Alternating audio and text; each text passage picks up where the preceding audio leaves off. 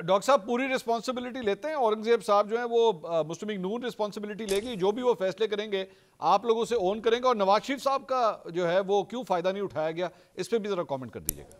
देखिए मियां नवाज शरीफ साहब के हवाले से जो आपने सवाल किया है, मियां नवाज शरीफ साहब 3 दफ़ा मुल्क के मुंतखब वज़ीर आज़म रह चुके हैं, 2 दफ़ा वो वज़ीर आला रहे हैं और यकीनन वो गवर्नेंस का और एडमिनिस्ट्रेशन का एक वसी तजर्बा रखते हैं। लेकिन अब चूँकि शहबाज शरीफ साहब बतौर वज़ीर आला वज़ीर आज़म लीड कर रहे हैं फेडरल गवर्नमेंट में, और मरियम नवाज़ साहिबा जो हैं वो बतौर वज़ीर आला पंजाब जो है वो लीड कर रही हैं, तो पहली बात तो ये कि इन्हें पूरा मौका देना चाहिए प्राइम मिनिस्टर को भी और चीफ़ मिनिस्टर को भी कि वो बाइख्तियार फ़ैसले करें, वो अपनी पॉलिसीज़ को इम्प्लीमेंट करें और रिज़ल्ट लेके आएँ। पहली बात तो ये है। दूसरी बात ये है कि जहाँ इन्हें मियां नवाज शरीफ साहब की सरपरस्ती की, उनकी गाइडेंस की ज़रूरत पड़ेगी, दैट इज़ ऑलवेज़ देयर, वो बिल्कुल वहाँ पे मौजूद है और वो इंशाल्लाह ताला इन्हें हासिल रहेगी।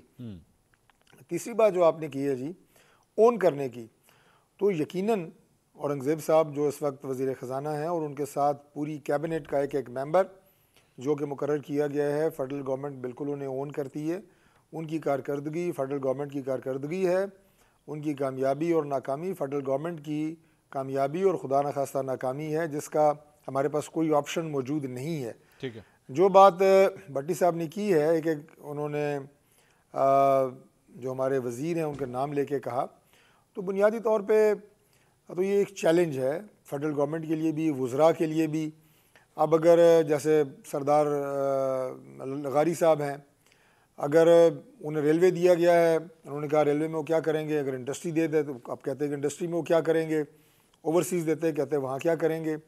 बात ये होती है कि आप में कितनी सलाहियत मौजूद है और कितना अज़म मौजूद है।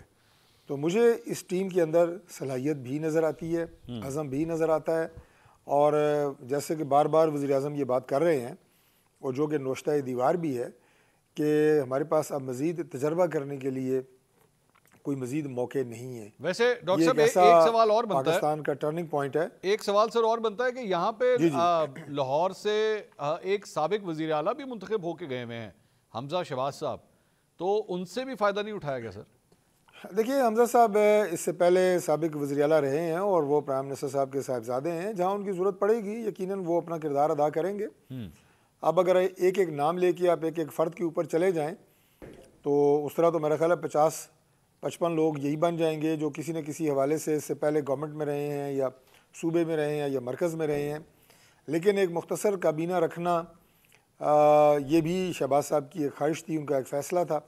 उसके साथ हमें जो हमारे एलाइज़ हैं, इत्तेहादी हैं, उन्हें भी अकोमोडेट करना था। ठीक है। तो मुख्तसर तरीन का कैबिनेट जो है ये पहले मरहले में अनाउंस की गई है, और बाकी मैंने आपको जैसे कहा कि अज़म इरादा इस चैलेंज से निपटने का है जिससे पाकिस्तान इस वक्त गुजर रहा है, और हमारी दुआ भी है और पूरी कोशिश भी है कि अल्लाह ताला इसमें हमें कामयाब करें।